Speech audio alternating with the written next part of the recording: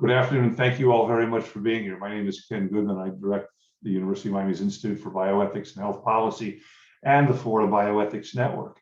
If you're here, it's because you're either an employee of one or a member of the other, a benefit that we'd like to try and offer as a bit of a surprise. We have a special and unprecedented event today, namely the screening of a film about a book that was written by Dr. Steve Olvey, who is going to say a little bit more about himself and then set up the film, which we're going to be showing shortly. Just to save him the trouble, Steve is a distinguished physician who, as you'll see, learn from his remarks and see in the video, has been instrumental in improving motorsport safety over the past several decades. Thank you all for being here. Dr. Olvey, the floor is yours. Great. Thank you, Ken. I arrived here in 1991 to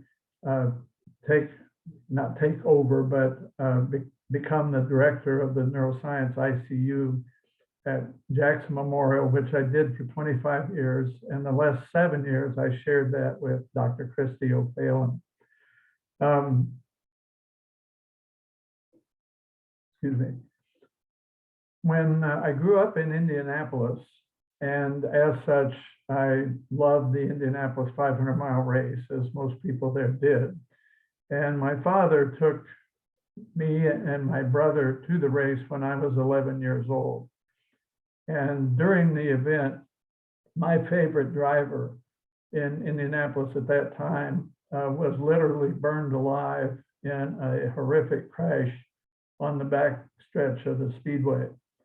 But that did not destroy my love of the sport. And in fact, we were all somewhat used to that kind of thing happening, because at that time, and for many years, up until in the mid to late 70s, 1 out of 5 drivers died every year in the major forms of motorsports. And that included Formula One, IndyCar, and NASCAR. Who knows how many on all the little tracks around the world for other things. So I graduated from medical school in 1969, and I went out to see if they could use me at the Speedway for any reason. And the next thing I knew, I was the first doctor in the history of the United States who was out on the racetrack during practice sessions and the race itself. So that's where I started. And I think we should go ahead and start the movie now, because that's about where it starts. Super. You'll notice everybody's been muted after the film, which is going to have a slight break after about 45 minutes because it's on 2 different reels, as it were. There'll be plenty of chances to unmute and ask Dr. Olvey questions. Thanks, Steve. So with that, Esther, we're ready.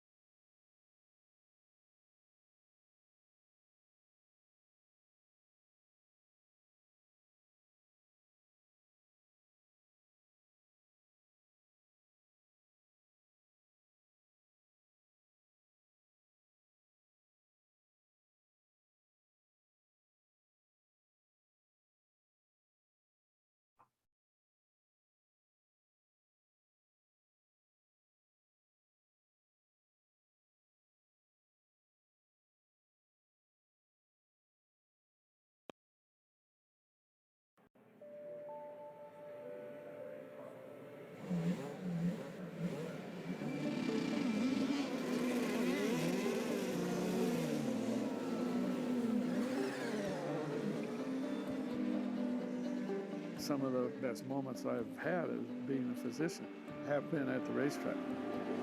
Green, green, green, green, green.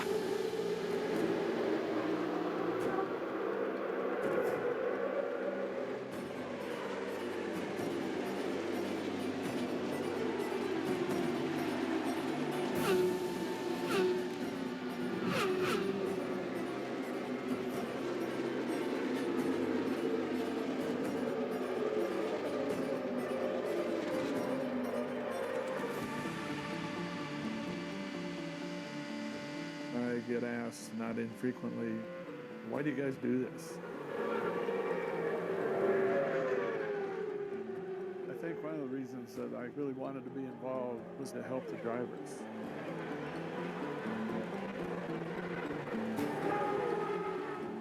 In the beginning, it became apparent to me that having a doctor at the racetrack made a huge difference.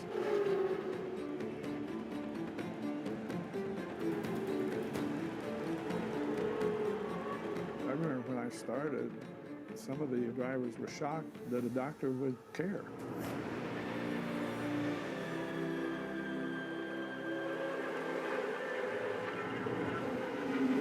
The hardest thing was that you develop friendships, and when something bad happened, it was like something happening to your family.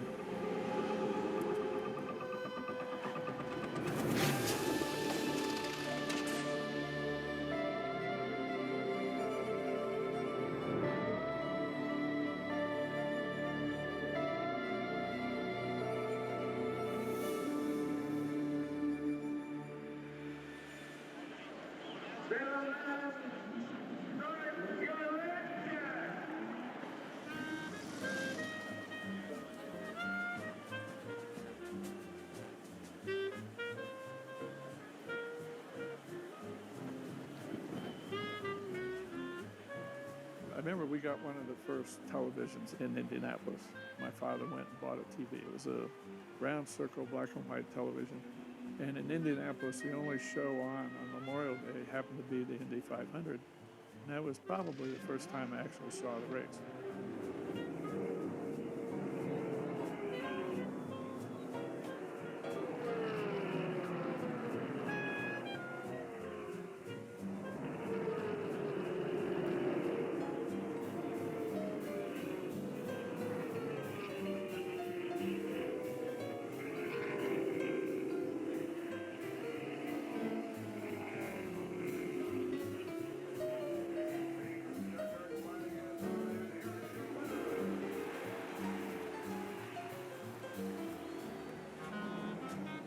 I sat there and watched the entire event and thought that was really a cool thing.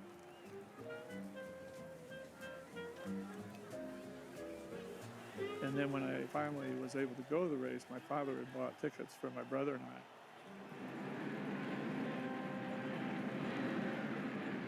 And I was in seventh heaven.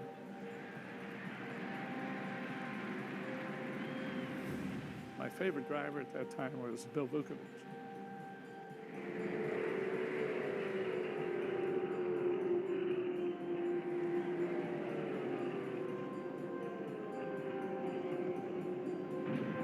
Unfortunately, he had a horrific crash during that particular race and was killed. Tom Carnegie was the announcer back then, and he said, "We regret to announce that Bill Vukovich has been mortally wounded." And I didn't know what the word mortal meant, so I turned to my father and I said, "Great, he was only wounded." My dad had to tell me that that meant he was killed, and I was pretty devastated.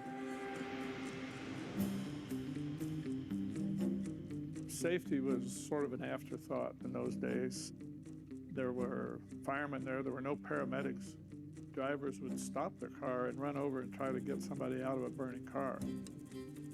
And unfortunately, if there was a real severe accident, the driver was often fatally injured.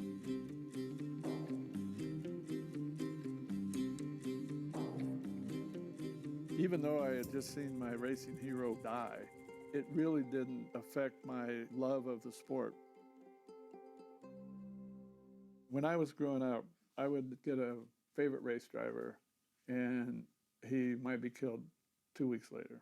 So I get another favorite race driver, and he'd get killed 2 or 3 weeks later.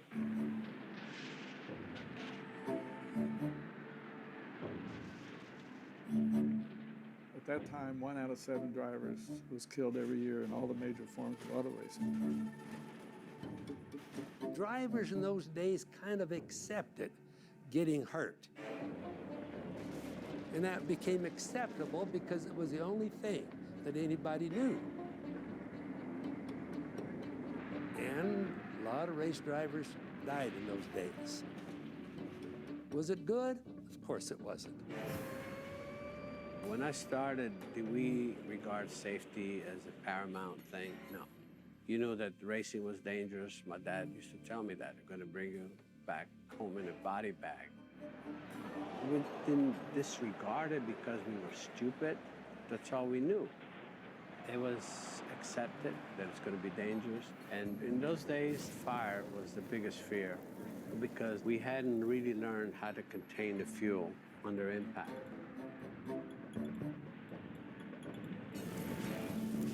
Up until the mid-1960s, very little had been done improving safety in motorsports. Yes, we had helmets, and yes, drivers had accepted having seatbelts. The drivers were still dying at an alarming rate.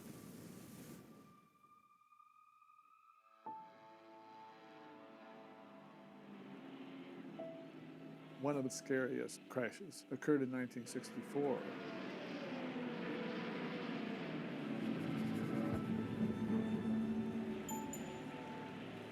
At that time, I was just a spectator sitting at the speedway in the first turn.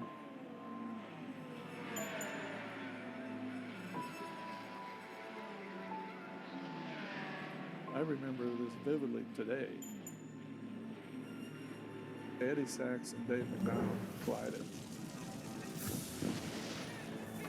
There was a big orange fireball that took up the entire width of the track and even into the grandstands. Some race cars in that era ran on methanol alcohol. It was a lot safer. Was it totally safe? No, but it wasn't gasoline. Gasoline explodes. Gasoline is a bomb. Eddie Sachs, Dave McDonald's cars had gasoline.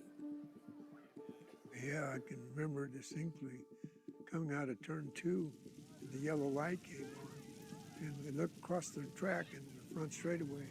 It looked like the whole front grandstand was on fire. Honest to God, if it had been an accident in turn 3, I'd have taken it, because I didn't want to accept what I was going to see coming around the fourth turn.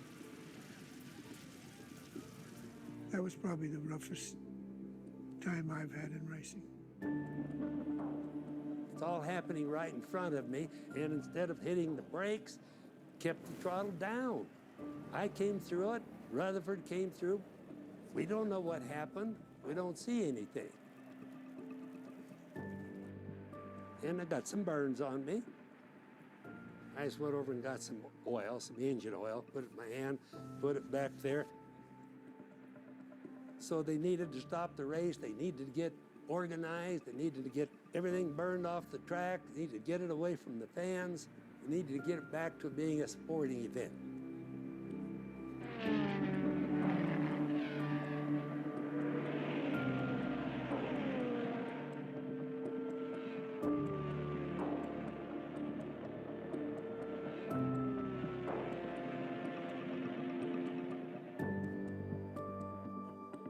Following the horrific deaths of both Eddie Sachs and Dave McDonald, it causes Speedway to self-reflect and, you know, we can't have this happen again.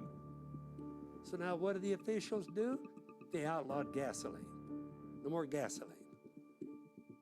Even though the Speedway reacted immediately, there was really no scientific studies being done to determine how we can prevent these things in the future and how better to protect the driver.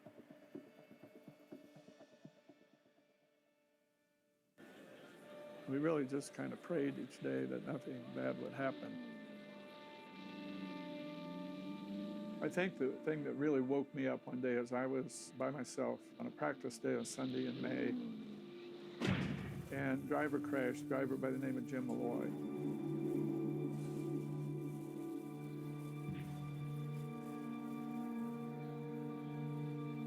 They brought him into the medical unit. He obviously had a horrible head injury. I remember looking at him and feeling really helpless to be able to do much of anything. Essentially, we put him back in the ambulance and sent him to Methodist Hospital, where he subsequently died of a massive head injury. I remember thinking that day, you know, there ought to be more we can do at the racetrack. The idea was that, you know, if we can do this at the hospital, why can't we take that to the racetrack, at least some of it, and begin the process of resuscitation at the track before they get to the hospital, so you don't have a prolonged period of bleeding, for example, or a blocked airway because of the position of the driver's head or neck. A real system was developed at Indianapolis, which to this day is equal to or better than any other system in the world. But you didn't have that in all the other tracks. You didn't always have the team from Indianapolis going to a track. Those guys were honed to it like a knife edge. They were good. Most of the tracks that we went to didn't really have any kind of organized safety program. Some of the tracks didn't even have ambulances. Being able to attend to an injured race driver at the racetrack was essentially only done at Indianapolis. You know where they used to get the safety workers? You might be a fan that lives on the other side of town, you love motor racing, you go to the track, go up there to the window, you sign your name to be a safety worker that day. You're hoping nothing happens, because boy, you have a good seat. You ride on the racetrack, but you don't know what you're doing. I was testing at Ontario, California, and I had a terrible wreck. Car's on fire, the fire truck comes up, and they park at least 50 feet away. They don't want to get near the car, they think it's going to be a bomb. There's no sense in letting the car just sit there and burn. It's an expensive car. I'm not unconscious, I'm totally okay. So I walked over to the fire truck, got a hand extinguisher from them, walked over and put the fire out. These are the things that we started griping about, things like this. Gordon Johncock had crashed, and they put him in the ambulance to send him into the city hospital, and the ambulance attendant didn't get the back door of the ambulance shut properly. And so when the ambulance took off, Gordon slipped out the back like being buried at sea. I mean, he came out the back door. This was the kind of thing that in those days you would run into. We started talking about, can we have the same doctors when we are at a different venue? And they could be the ones that would organize what help they could get from the locals. At least it was something that was coordinated by a knowledgeable person knowing what the basic needs could be and all of that.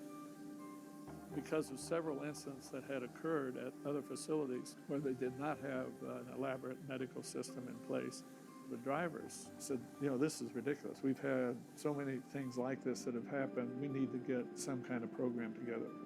Everybody, every track should have something like Indianapolis.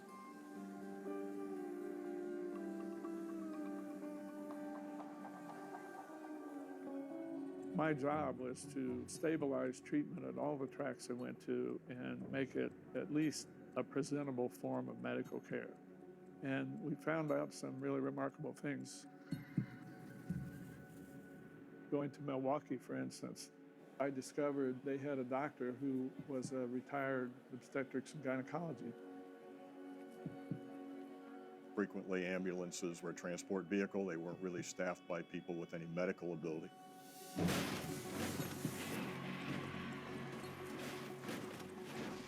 Riverside Speedway had what essentially was a lean-to with a dirt floor, and the medical director, who started drinking about 10 or 11 o'clock in the morning, and by the end of the day was pretty well intoxicated. Some places were a lot better than others, some places were pretty dismal.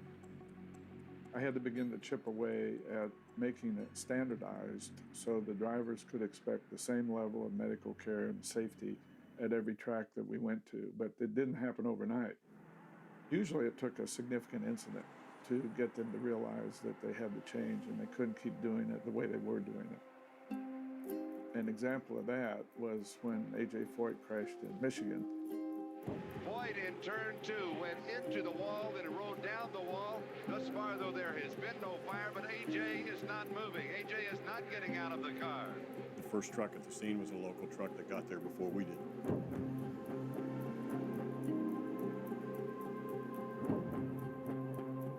And we saw the look on these guys' faces, and we saw their hesitancy, and we knew it was bad. In retrospect, what we figured out was that This was A.J. Foyt, who at that time was probably the most popular driver in the United States. And it looked like he's bleeding to death in the car, and nobody wanted to go up there. We could see that the car had taken a hard impact on the right side and that AJ was unconscious. What had happened is during the crash, his arm came out of the cockpit and was caught between the car and the Armco barrier. He'd severed an artery in his arm. He was bleeding significantly, so I put pressure on the bleeding point.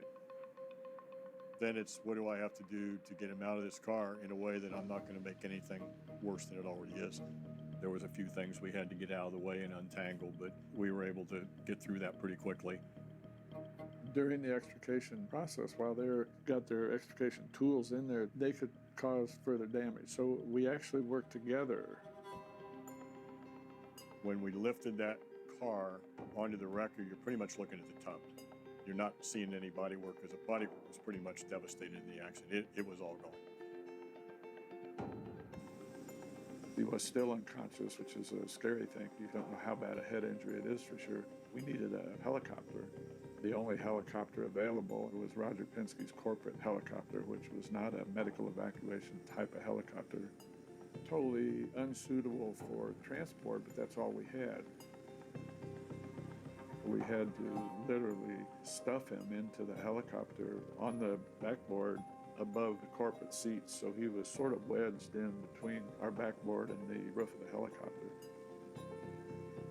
AJ, fortunately, on the way to Ann Arbor, started to wake up, and by the time he got to the emergency room there, he was awake. He did cut the artery, which the surgeons fixed, but there was no danger of losing his arm or hand. When CART saw the difficulty getting him into the helicopter, we made a rule that we would only use true medical evacuation helicopters with adequate personnel aboard. It often took something like that to kind of wake the promoter up a little bit as to how important it was to have the right equipment and how embarrassing it would be to have something really bad happen on live television. One of the early things we did was to make a document that went in as part of the sanction agreement with certain things that the local tracks had to provide and certain levels of expertise. One of my responsibilities quickly became that when I got to the track, I checked out their medical center, their personnel, their ambulances, the helicopter, so that I knew that at least we had pretty much the right equipment. Bobby Unser has about a 7-car length advantage on Johnny Rutherford. Running third is A.J. Foyt, fourth is Mike Mosley, and fifth is Jose Le Garza. They're in the straightaway. And a guy named Dan Geis got hurt.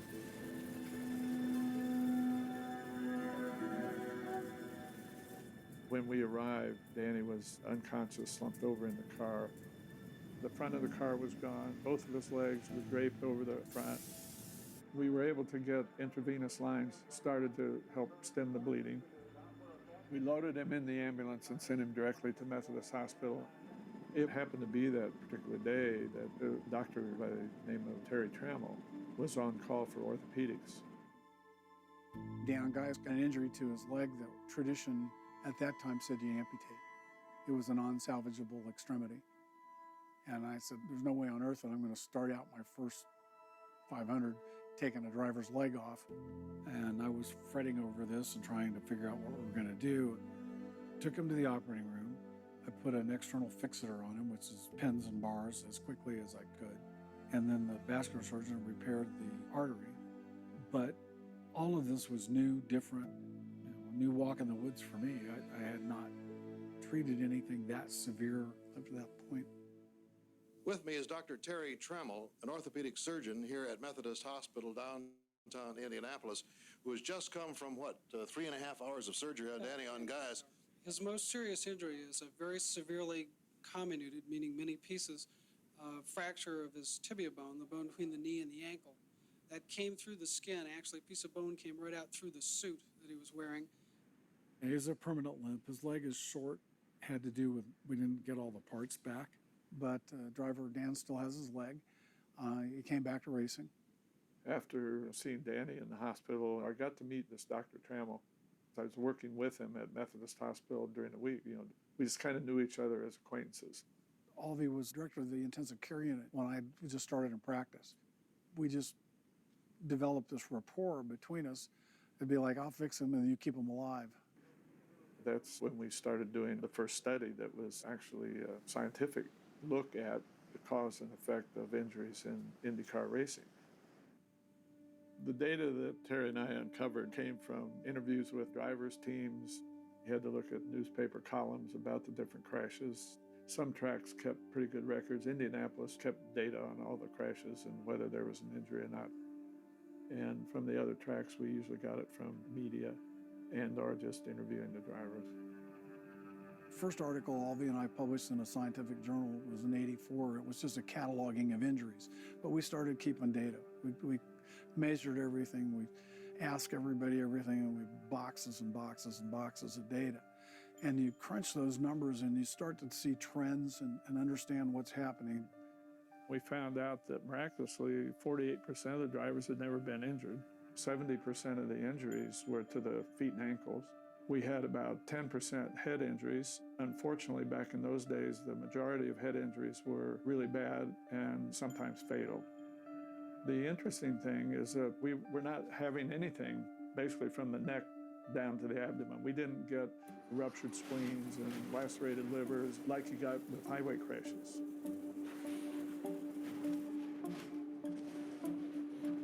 That was because the drivers were well restrained even back then.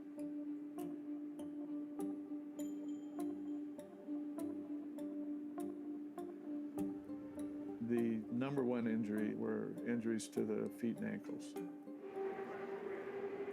A lot of safety issues were brought about or magnified by specific crashes. The best example of that was when Rick Mears crashed in Santa Ana Speedway in Canada.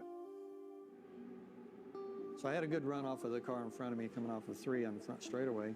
And about the time he went out of view, I felt the car hit and turn sideways, and then I see the guardrail coming at me.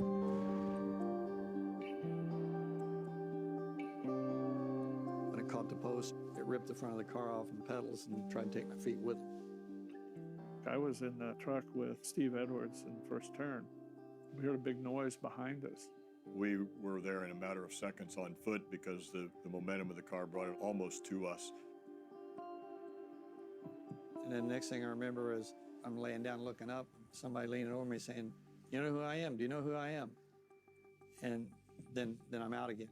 Rick's lower extremities, his feet especially, were severely deformed, and he was wrapped up in cabling, wires, pedals, and bodywork and everything that was in that foot box. And we just slowly started working through that. Cut the cables and get them away, whatever you need to do to move these pedals, which had pressed over one of his feet, to just slowly but surely remove all of that so there was a clear path to pull him out of there. Initially, we relied on the promoter to tell us where the best hospital to go was, and oftentimes the promoter would automatically assume that the closest hospital would be the best hospital. The hospital they had was a little small town hospital that really only had one doctor present on the weekends. He wasn't really sure what to do with this race driver. So I suggested, why don't we get Rick Mears out of here and fly to Montreal, which was the actual trauma center. The level 1 trauma center means that you have trauma-trained surgeons in an emergency room that is equipped to take care of multiple trauma patients, available 24/7. It became apparent that I had to add that to the list, that we couldn't just accept blindly what the track told us was the right hospital. When the car hit, it broke every bone in the right foot, they said, and half of them more than once, and over half the bones in the left foot, and tore off both Achilles tendons. And they said there was nothing they could do with them. The damage was too bad. The Canadian health system is excellent, but they want, what's the most cost-effective, expedient way of doing things. And so they recommended that Rick have both feet amputated. Fortunately, Dr. Olvey said, no, wait a minute, time out. We're going to try something else. I was on call working in Indianapolis, and I get this phone call from the hospital in Montreal. Olvey says, Rick Mears just crashed. You need to go to the airport. We're sending a plane to pick you up. You need to come give a second opinion on maintaining Rick's feet. And I was like, okay. So I called my senior-most partner, and I told him what the story was. He says, well, I've got a tea time at 9 o'clock tomorrow morning. You got to be back. And I was like, okay. When I got there and looked at his feet, I realized there wasn't a bone in his foot that wasn't broken. But the soft tissue envelope was still intact. So this was reconstructible to some extent somehow. And then we brought him back to Indianapolis the next day. One of the first things that I recall in the hospital when I got back to Indianapolis was looking down and I saw both feet were still there. As soon as I saw both feet were still there, I knew I was going to be back in the car again. But I remember looking down at them and it looked like 2 footballs. They were already swollen that much. And with 5 little footballs attached, you know. We did fairly extensive surgery on both feet at the same time. It was a lot like a crushed hand injury that I'd seen. And that's what we did, is I used principles that I'd learned from the hand surgeons on the foot. Quite a bit later, I found out that Dr. Trammell, after the first night of surgery, he got home and kind of destroyed his kitchen a little bit because he thought he had lost the right foot. He didn't think the right foot was going to make it. I finished up fairly late at night, and I literally sat at the kitchen table until the sun came up, thinking that that foot wasn't going to be there in the morning. As soon as the sun started to come up, I got in the car and drove back into town, and the foot made it. I got back in the car at 5 months, and I couldn't walk yet. They were wheeling me around in a wheelchair and hobble on crutches a little bit. We climbed back in the car, get all comfortable and everything, and say, okay, go try it. So I run them 6, 8, 10 laps, and I come in and stop. Everybody huddles around the car, and they get down and lean in and say, okay, how is it? And I said, well, you know, I got a little understeer in the middle of 1 and 2 and a little loose coming off of 4. And they just all died laughing, just rolling on the ground. I said, no, we aren't talking about the car. How are your feet? The focus on the car took my mind off the pain and everything at my feet.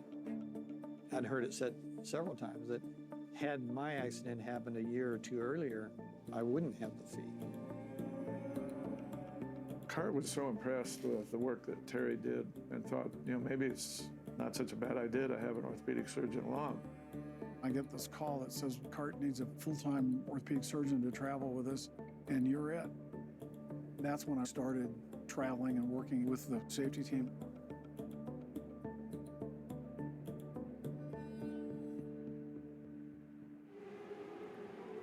The 1992 500, it was cold. I mean, really cold, like too cold to run. The tires wouldn't stick, and so we had crash after crash after crash.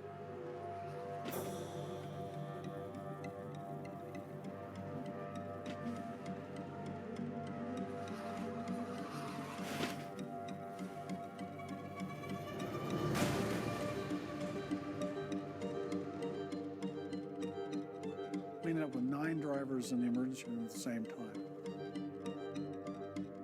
In 92, I was up front.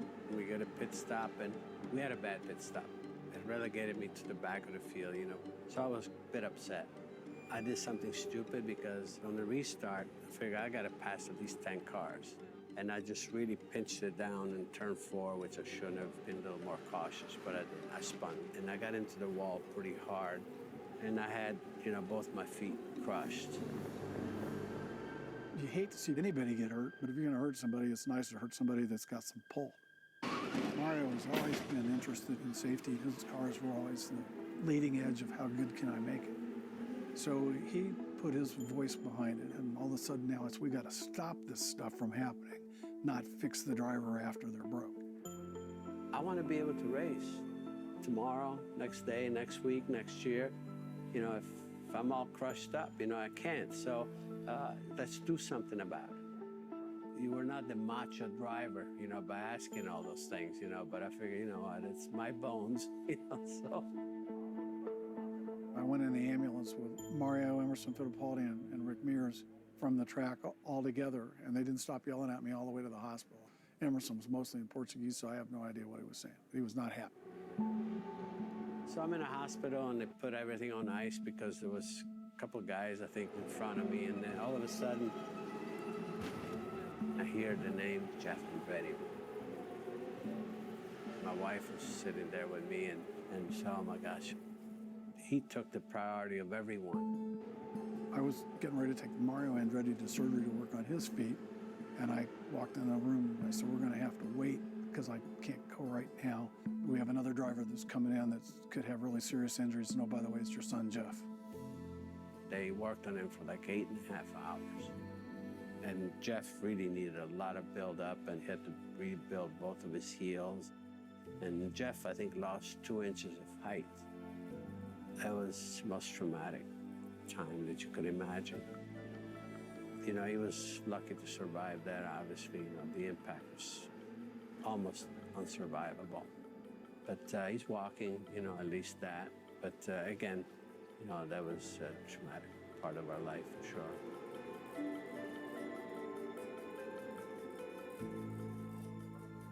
The incidence of significant foot and ankle injuries kind of reached a climax in 1992. Several drivers were injured at Indy that year. It was time to really get serious about doing something about it. A huge effort was put into coming up with a suitable solution. General Motors Motorsports Technology Group offered their services and the research facilities in Warren, Michigan. We literally went to the racetrack with tape measures and cameras and photographed everything we could find, skid marks and angles and intervals between poles and the height of the wall, and then went to the shops and measured the cars, how much crush there was. I took the x-rays and figured out how much the legs had been shortened as a result of the accident. I made multiple trips back and forth to Warren, Michigan, to GM to crunch numbers with our data and run their sled with some of our data. And that was what we used as the numerical guideline for how much longer to make the nose. So the drivers weren't just running into the wall with their feet. GM persisted. They logically and stepwise started evaluating what we had. And from 92 to about 99, we really developed a lot of technical expertise in how to measure things from a crash. With that data, you could go and duplicate the crash on the computer, where you could manipulate parts of the car. You could run a test over and over and over and make the changes on the computer until you were pretty damn sure that it was going to be better. And then you could pass the rules to change the cars. Up until that time, you would have to make a change in the car and see how it went for X number of races, which was very time consuming. And that was one of the reasons why it took so long to make changes. The computer model really accelerated what we were trying to do. The auto industry actually got the idea of putting crash recorders in our cars, like the black box on the airplane. And what it did, it measured the forces of a crash in 3 different directions: horizontal, longitudinally, and vertically. So after 1993, when we had an injury-causing accident,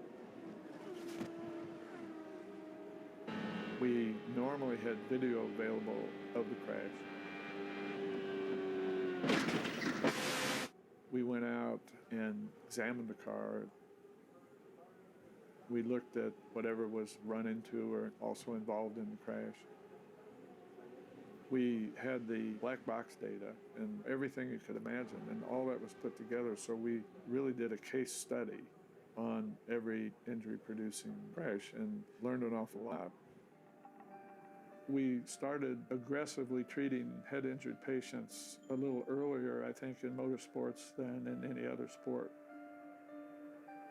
Concussion is a brain injury caused by biomechanical forces that primarily occur due to impact, but you don't have to have hit your head to have a concussion. It can also come from angular acceleration or rotation. Your brain is in the cerebral spinal fluid encased in the skull. It's attached to your spinal cord, which is actually anchored. So the lower part of your brain is basically held in place, where the upper part of your brain can rotate. So that can tear and pull the fibers of the brain. Another example is Roberto Guerrero when he had his tire testing crash. He had really severe head injuries called diffuse axonal injury, and it's 60% fatal when it's that bad. He was also in a coma for 3 weeks. Took care of him at Methodist Hospital. I was his doctor, actually, because he was in the intensive care unit there for quite a while. The best thing that we have to report today is that he began to respond to simple commands. 3 months after his injury, he was up and around. He got into a real intense rehab program with video game therapy. 7 months later, it came up, he wanted to drive again. He wanted to race at Phoenix. We did some tests and they were all normal. And so I said, he's cleared to drive. We did it first under observation with practice. He had no problem with practice. Racing is something that's meant so much to me all my life that I think I would be a miserable person if I didn't race anymore. I just wouldn't be very happy at all. I don't know what I would do. So he's going to start the race, and I couldn't watch. If he was involved in a crash at all, it's going to be my fault because I let him go back and race.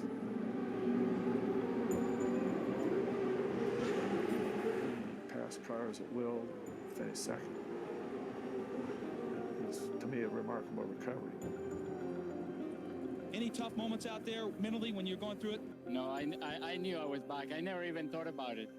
So here's two drivers with injuries similar to what we see off the highway, and they both recovered, and nobody recovers off the highway like that. I mean, it's extremely rare, if ever.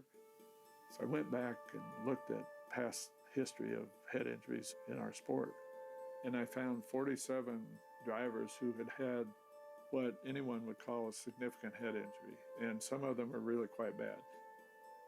Both Chip and Roberto and the other bad head injuries, they weren't as bad as that, but they were significant, all made a complete recovery. The only way you can explain that is not that the drivers are superhuman, but by having a safety team get to the scene of the crash, usually in less than a minute, sometimes in less than 20 seconds. The driver was never allowed to lack oxygen or to have too low a blood pressure for any length of time. We know that both of these things are vital for brain function. So if either one of those levels drops significantly, there's a chain reaction that takes place and it damages the brain permanently. So the brain has a tremendous capacity to heal itself and to get well if this secondary cascade is not allowed to happen. The only way that these guys could have totally recovered is that they never got into this secondary damage.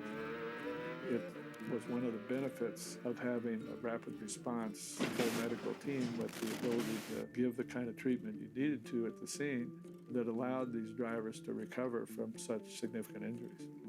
He's awake and alert and talking, but he did have some loss of consciousness initially at the scene because of the mechanism of the accident. We want to be safe. We're sending him by ground ambulance to the local hospital for precautionary x-rays of his neck and a CAT scan. I figure they're all going to be okay.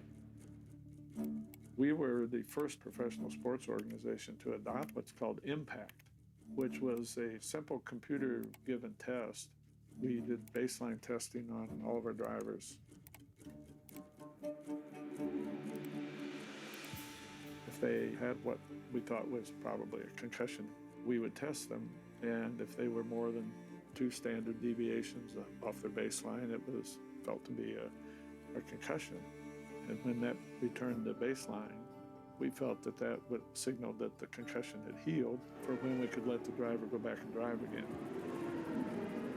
Prior to that, we would just try to guess on when a driver had recovered. To improve safety, the management of head injury became important. We were racing in Laguna Seca one year, and Roger Penske had hired a new driver from Uruguay, Gonzalo Rodriguez. And it was the first day of practice for the event. Terry was on the racetrack. I was in the medical center. We didn't meet both of us on the racetrack for practice usually. I happened to be looking at the TV monitor and saw a car sail off the racetrack and over the wall.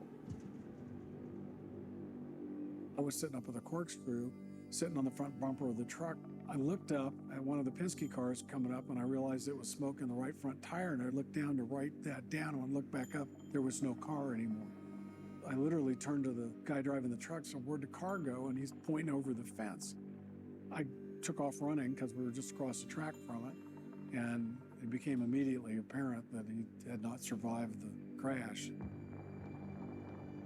Just was somewhat overwhelmed with the nature of the injury. I got a radio call from Terry. He said that we had a fatality, and I was shocked. I went to the hospital. It was kind of an unbelievable scene because here you had a young man, not a mark on him, who's lying on the bed in the emergency room, dead. Because of the way he crashed, he had the violent whiplash motion of his head and neck and suffered a basilar skull fracture. The body starts to come out of the car and the belts stop it, but the head and helmet continue to accelerate. If it does it with enough force, it totally separates the brain stem. It's instant death. Following that, after we really studied the accident, we needed a viable solution. We started looking at the Hans in earnest. The Hans device was developed by Dr. Robert Hubbard, who was a professor at Michigan State University. It was the idea came from his brother-in-law, Jim Downing, who was a race driver. Downing, because of injuries that had happened in Sports Car Club of America races, thought maybe there ought to be a way that we can stabilize the head and neck so that this kind of action doesn't occur. It's a simple looking device, but it took a lot of effort to come up with the final result. Bob Hubbard came to the office with one of the first big monster jobs. It wouldn't go in the chassis, it was too wide. So we thanked Bob and said, it's a great idea, but we don't see how it's applicable. That was before Gonzalo was killed. Following that, we said, well, we're going to have to make this thing work. The final result is a very lightweight carbon fiber device, and it was small enough that it fits pretty much anywhere. There were studies done that showed that it decreased the forces on the neck by 40 to 60% if you had a Hans device on.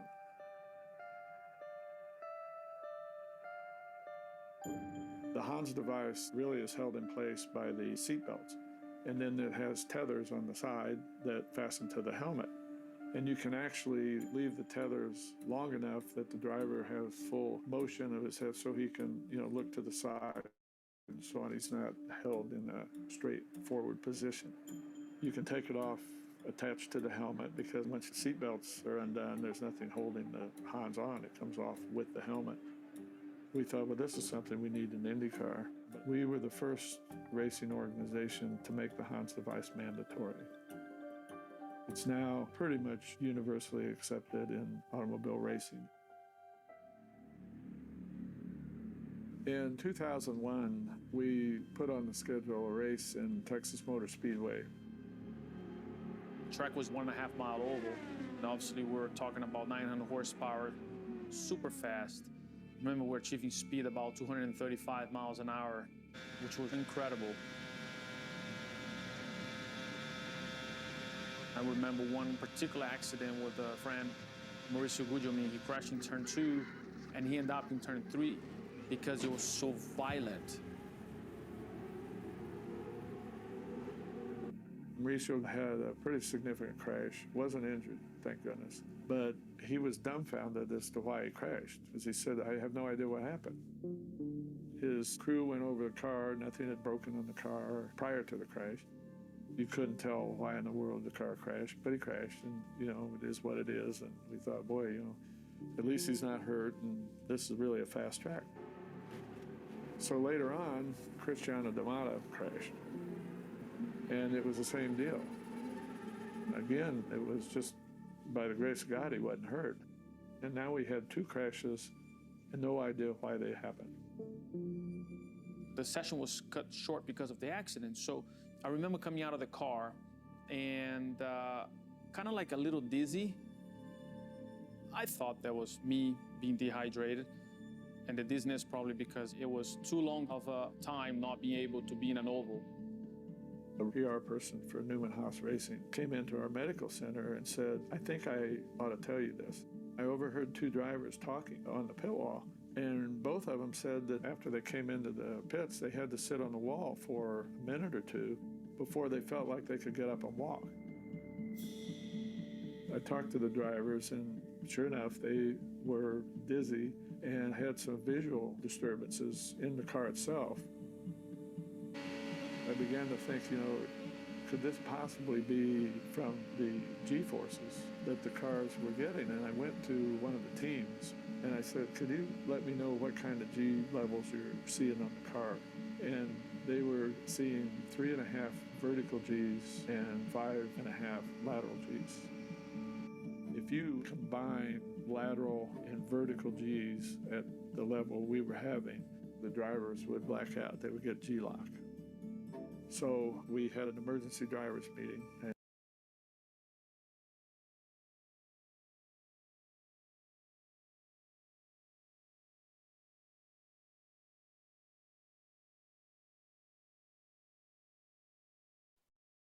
Just starting part 2. 22 drivers were there. I said, how many of you have had some of these symptoms? And talked about visual, balance, coordination, and had anybody actually thought they blacked out? We're having a driver's meeting, and they were discussing, is anybody having these symptoms, being dizzy? And I'm like, And I didn't want to raise my hand. I'm 25 years old, starting my career. I don't want to, be the guy like, I'm just quiet. I said, now you guys have to be honest because this is, really serious. 20 of the 22 drivers admitted that they were having trouble, and they hadn't said anything to anybody because there's a little machoism there that they didn't want to admit that they were getting dizzy. It became obvious that we had a significant problem. A situation developed on Friday of this weekend that in the 25 years I've been involved with motorsports, I have never heard of and have never seen at any other racing venue. And so the decision was made to actually cancel the race. When they said, that's it, the decision's made, I'm like, phew. There were already people in the stands. They had to tell them they had to go home. They had to refund the money. Needless to say, the weekend was not a comfortable weekend. I know a lot of people, unfortunately, was upset, but we probably have more drivers here because of that decision. That was the right decision. As far as I know, the Texas experience was the first time that a race was stopped because it was physiologically impossible for a human being to contest it. You had to be able to stand up for what was appropriate and stick your neck out pretty far at times to do the job.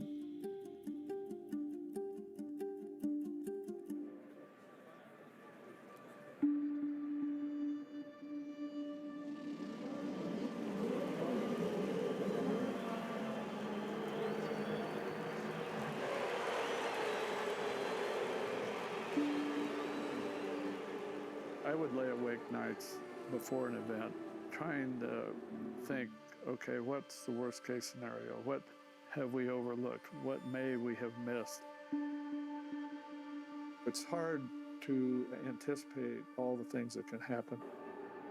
And every time we think we have it all sorted out so that nothing bad's going to happen, you have a situation like Alex Zanardi. Alex was extremely competitive, and he had a chance to win the race. It's a pretty uneventful race up to that point.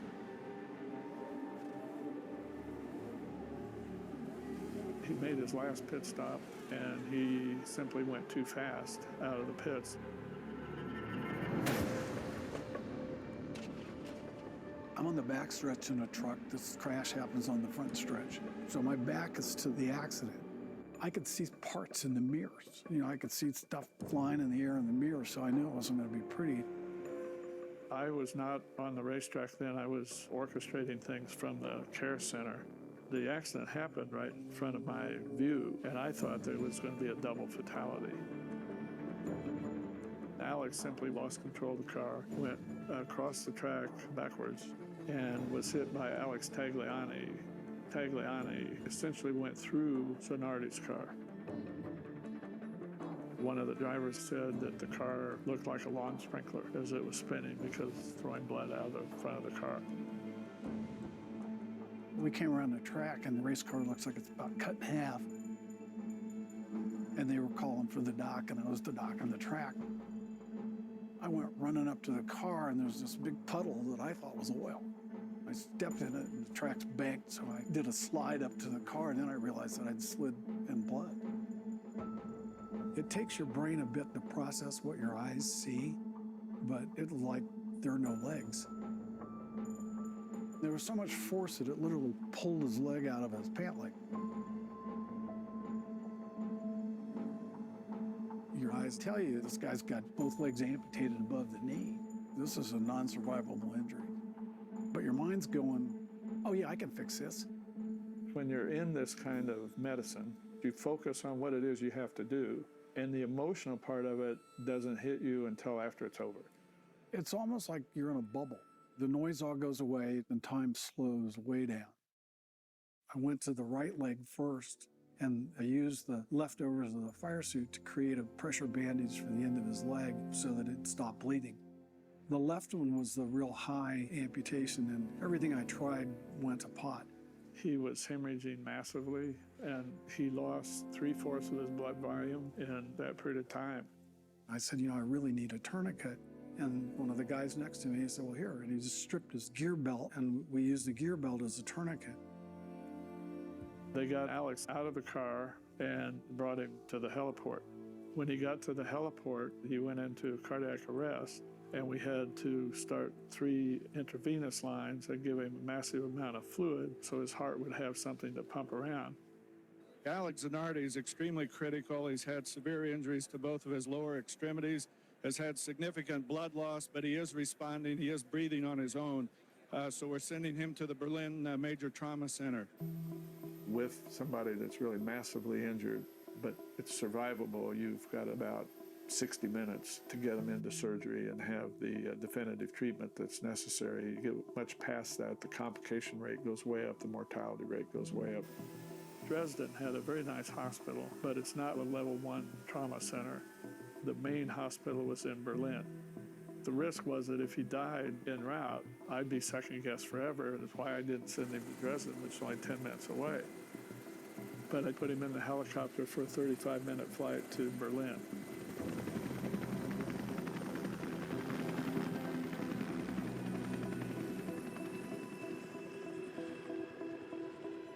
Alex survived the flight. They landed on the roof of the hospital. He went straight down into the operating suite, and they operated on him 6.5 hours. Alex sustained a liver laceration, 3 or 4 pelvic fractures, a head injury, and had both of his legs amputated above the knee. From the time of the crash to the time he was in the operating room was 59 minutes. Everything fell together the way it should have, because the plan that we had, the personnel that we have, the equipment that we have, and the response time that we have. And so Alex is alive today.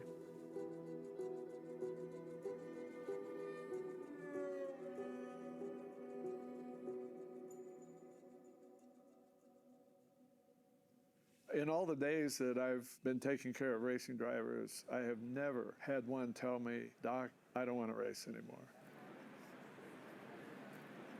Everyone asked me, how soon can I get back in the car?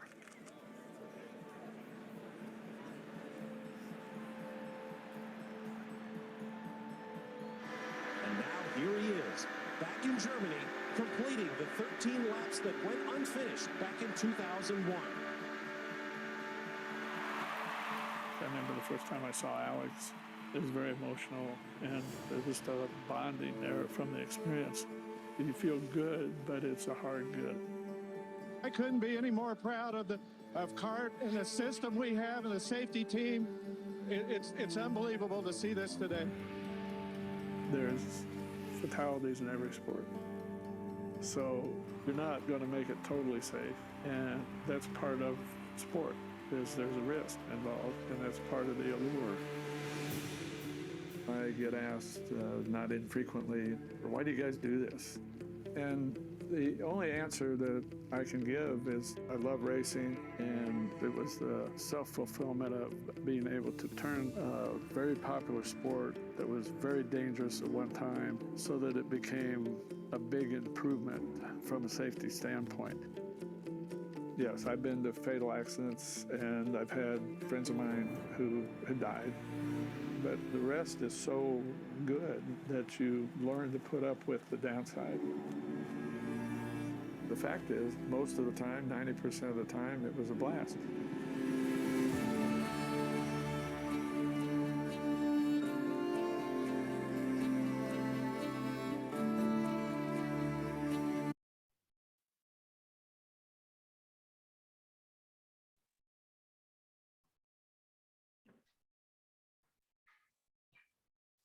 One of those people actually likes to watch the credits. No, so thank you all very much. I hope you're as challenged and moved as I am by that. What I'd like to do is return to Dr. Olvey and ask him to continue that last discussion about the impossibility of eliminating risk and the phenomenon of people who quite nearly lose their lives and are insistent on going back out and participating in the activity that nearly cost them their lives. Steve, are you? I'm here. Oh, good. Okay, I didn't see. I want to make sure you're still on board here. Oh, yeah. What an extraordinary film documenting two things. One of which was the arc of your career as a kid going to the races, who ends up being involved in a really crucial effort, an international effort, to make a dangerous sport less dangerous. Share a few more thoughts about that, would you? Sure. I want to say one thing that's, I can say it now because we have been working very hard on concussion, Dr. Trammell and I, for the last 6 years. And he and I figured out that because we know the main mechanism for concussion is what was in the film about rotational injury and all that. And so we figured out a way to have the drivers be in the car so that the chance of having rotational acceleration of your brain is much slimmer. And the number of concussions that we have had in the last 3 years is 3. We've had 1 concussion per year, and this is in 17 races around all over the place. And the speeds, Indianapolis, for example, the average speed is over 230 miles an hour for the 2.5 miles. And they crash head on, sideways, every which way into the barrier. And we've had 3 concussions in 3 years. The average NFL team has 3 concussions a month or more. I don't know exactly. I'm just kind of blowing a little smoke there, but they're way more frequent, and they have a ways to go on getting that dealt with in that sport. And there's this is where some of the ethical issues in sport come into play, because in motorsports, and this is a fact because it's been checked the last 3 years. In Formula One, NASCAR, and IndyCar, the crowds are up. Formula One is up considerably this year. For some reason, it was up last year, but more this year. The race in Indianapolis supposedly was supposed to have 135,000 spectator limit because of COVID, and the city gave up because so many people wanted to go to the race, and they said, "Oh, the hell with it! Just do what you can do." And they didn't really think about it a whole lot, and they ended up with 250,000 people. And this year, if the COVID is not a problem, maybe with this new variant, but if it isn't, they'll easily have 300,000 people there, and they haven't had 300,000 all through the worst part of that period where all the foot and ankle injuries and the big crashes like that. They never had 300,000 there. They did it before that, and we had once or twice after, but it's more. Now to make explicit though, therefore, as it's gotten safer, exactly, there's been greater interest in the sport, contrary to right. It used to be thought by people that, well, everybody goes there to see blood or see a crash or a driver get hurt or whatever, and that's not it at all. The people have a real closeness with the drivers they like, and it's almost like somebody in their family, excuse me, in their family. And so they don't want to see anybody hurt. They want to see them defy that and cheat death. Football, I don't know. I think it's, you know, it's a tough sport, and I think if they made it so it's not so tough, I don't know how popular it would be, but they do have a problem because the concussion thing is almost like a sickness. It's almost, it's so significant that if they ever let it out into the media of how many players in their 50s and 60s are in nursing homes with the CTE, chronic traumatic encephalopathy, which is caused by too many concussions or too many head injuries of the concussion type, not a bruised brain or a skull fracture. Those don't cause lasting injuries. Concussions can affect 4/5 of your brain. One concussion can affect 4/5 of your brain, and that needs to get resolved before the concussions are going to be under control. I'll tell a quick story about us. Is we've had the minor concussions when the cars spin. What we did, we made the driver's head stay in line with the car, the long axis of the car. And we did that by the head surround that keeps the driver's head stable in the car, not the Hans device. That's on there too, but it keeps the head straight. And so it stays, like I said, with the straight line of the car. So if the car goes straight into the wall, your head doesn't turn. It goes that direction as well.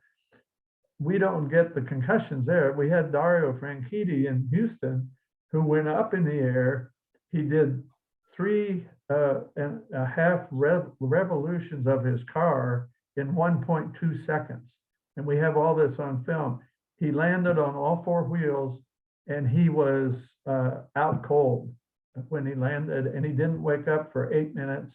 He was crazier than a bed bug. And the next day he was still not able to function normally. And he retired after that because he had previous concussions, but he won Formula One title 2 times and he won Indianapolis 2 times. So he retired at my suggestion, and he stays quite busy.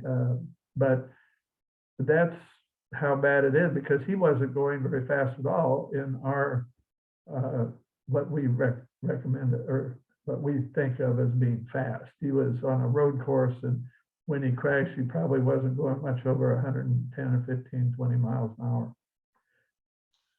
The one other ethical issue, going back to football, there is a concussion group that meets every 3 years. It has been in business for about 8 years.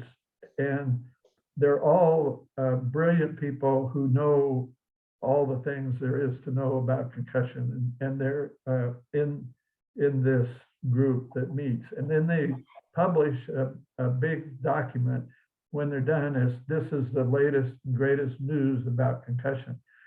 The main helmet company, I won't say who they are, they have actually got some professors and all that are on the payroll. And this is a fact. And they have come out with papers, actual papers published, disputing this big group that are the real people about concussion, trying to keep it the way it is so they don't have to change the helmets drastically.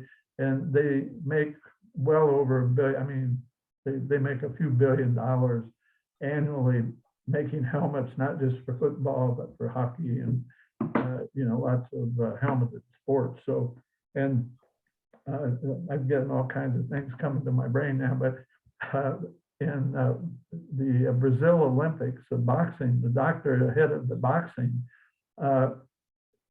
he had a big fight. He took the helmets away. Olympic boxing always had helmets. And when he did that, the concussion rate was half what it had been, almost half what it had been previously. So now they don't use helmets in boxing in the Olympics anymore. Now, professional boxing, they don't use helmets either, but they knock people's heads around and they get concussed and get knocked out, of course. But in the younger people, and the rules are a little different in the Olympics, they were able to cut the concussion rate way down. So there's ethical issues going on in a number of sports for a number of reasons. And some have to do with gaming and cheating and so on, and trying to make it okay for the wrong reasons and that kind of thing. So it's under the table. You don't hear much about sports ethics, but it's very prominent. One of the things that one of the take-home points is that to do ethics requires good facts. Some of your early work, actually looking at data from speedways, in some sense, we could be doing the same thing with all sports.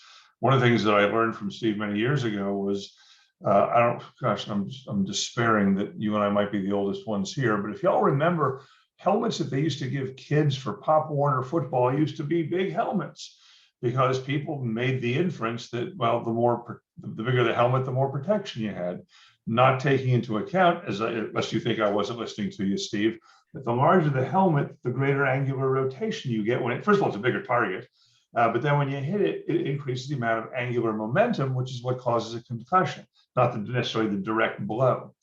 And so that bit of data changed things a little bit. But what I mean, would you? Well, let me pause for a second. We only have a few minutes left. I want to make sure that people who've stuck it out have a chance to ask questions. But what is the facts guide ethics? And when it comes to safety, that I think that's never been more true. Comments or questions? Otherwise, Steve and I are going to keep banging on.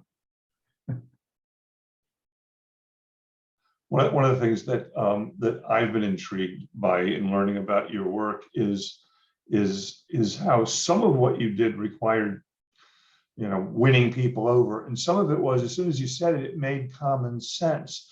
That you were with a group of professionals. Yeah, they may have been cowboys in some ways, but they were mindful of their own self-interest.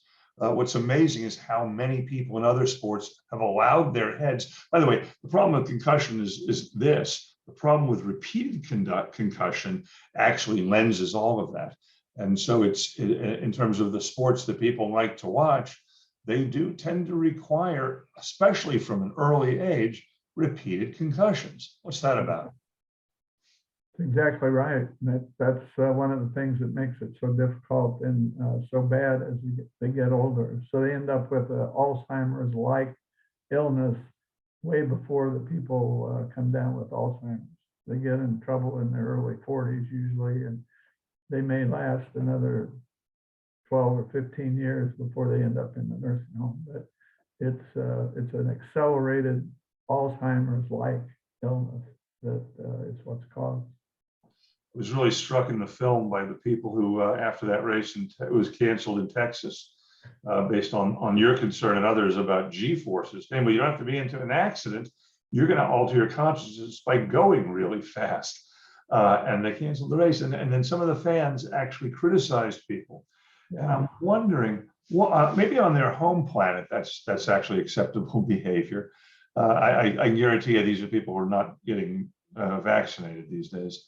But how much of it, in terms of what you've accomplished in motorsport, it seems to be a great deal. I mean, in the course of your career, obviously it's been some years, but what would distinguish one sport from another?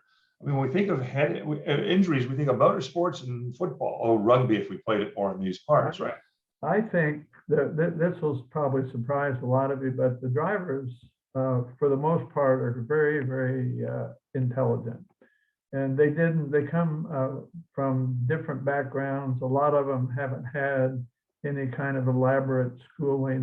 We don't have any PhDs. We don't have any, but you take Mario Andretti, Bobby Unser, Elio Castroneves, who was talking there in Texas about doing, it makes our job much easier because when we talk to them, they understand what we're trying to tell them, like Rick Mears that had terrible injuries to both of his feet. He understood it, and he wanted to see the textbook that talked about broken feet. And they second guess you. I mean, it's really been fun taking care of them because we complain a lot of times about patients who aren't very bright and don't have a lot of common sense, but the drivers are really easy to take care of because if you can show them why you're doing what you're doing, they'll do everything you tell them to the T. They don't miss anything. You tell them to do something 6.5 times a day, they'll do it 6.5 times a day. And that's just the way they are. One of the questions in the chat from our colleague HWC, I mean, in some sense, I suppose you could redescribe some of your success by education. And so the question is, anybody, if you're from South Florida, welcome. You will see scenes of drivers on I-95 that look like Indianapolis Speedway sometimes. And there is this, look, anybody who's ever gotten a speeding ticket has that feeling that whatever it is, whatever exhilaration is caused by that, it could be in a car, it could be a motorcycle, it could be a boat, it could be, can you imagine water skiing, Steve? Right? It's exhilarating, right? So what's to be done about people who think they're Mario Andretti, but in fact, they're driving around on I-95?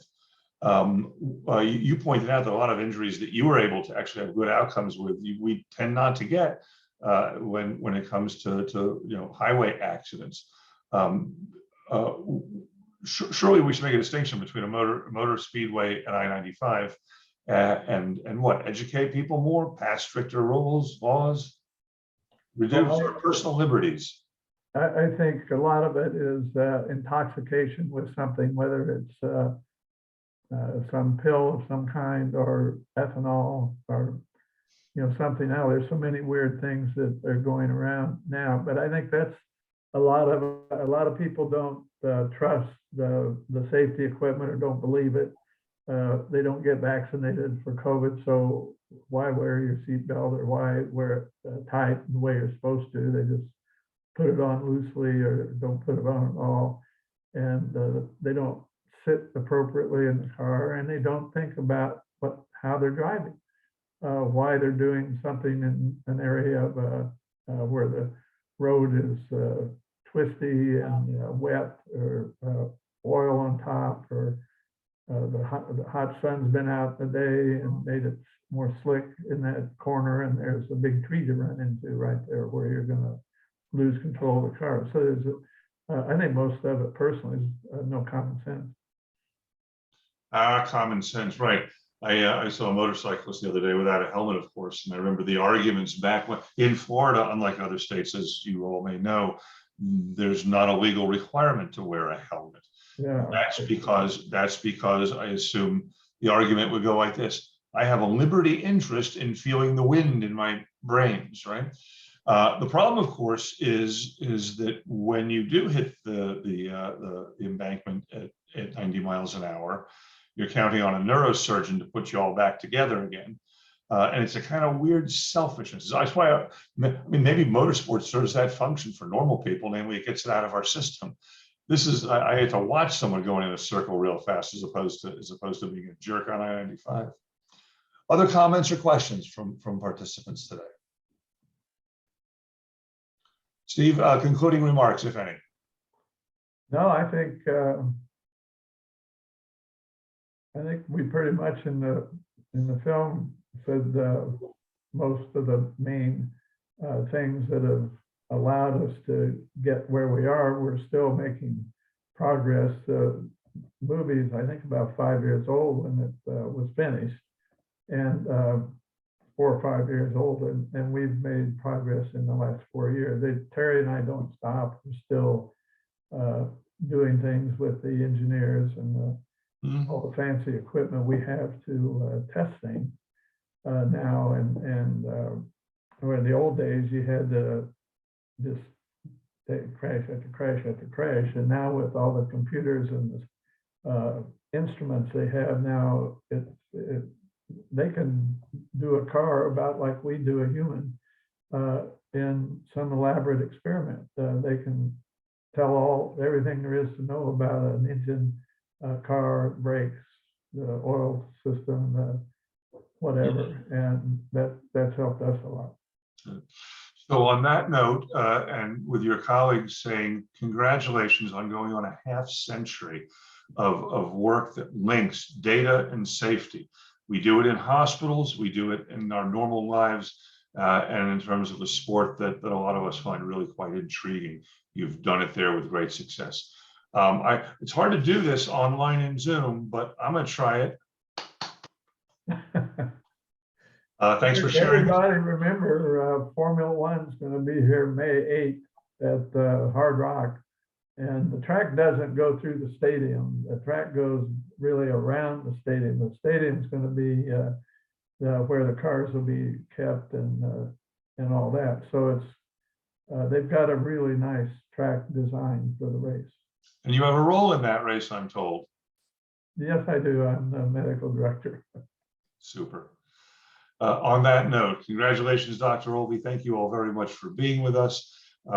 It's been a privilege and a pleasure to share an extraordinary film and your commentary on it. On that note, thank you all for being here, and we are adjourned. Good night. Thank you very much. Thank you. Bye-bye.